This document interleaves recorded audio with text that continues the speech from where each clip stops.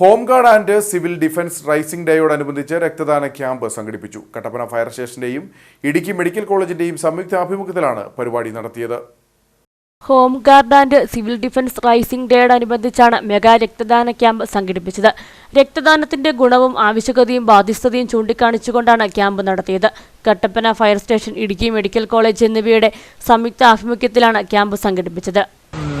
നിലവിലെ ഈ കട്ടപ്പന നിലയത്തിൻ്റെ പരിധിയിലുള്ള സിവിൽ ഡിഫൻസ് ഏതാണ്ട് 40-ൽ പരം ആൾക്കാരും, ഹോംഗാർഡ്സ് 30 ഹോംഗാർഡ്സുമാണ് നിലവിലുള്ളത്. ഇവർക്ക് ഇവരുടെ റൈസിംഗ് ഡേ, അതായത് നിലവിൽ 2007 മുതൽ തുടങ്ങി വെച്ച ഈ ഉദ്യമം ഇത് നിലവിൽ വളരെ ഫലപ്രദമായി മുന്നോട്ട് പോവുകയാണ്. ഇന്നിപ്പോൾ ഏതാണ്ട് 60ഓളം പേർ ഈ രക്തദാന ക്യാമ്പിൽ പങ്കെടുക്കുന്നുണ്ട്. Assistant station officer Paul Shaji Antony ക്യാമ്പിന്റെ ഉദ്ഘാടനം നിർവഹിച്ചു. 60ഓളം ആളുകൾ രക്തദാനം നടത്തി. Civil defence warden Madhu Madhavan, doctor Reshma James എന്നിവർ നേതൃത്വം നൽകി.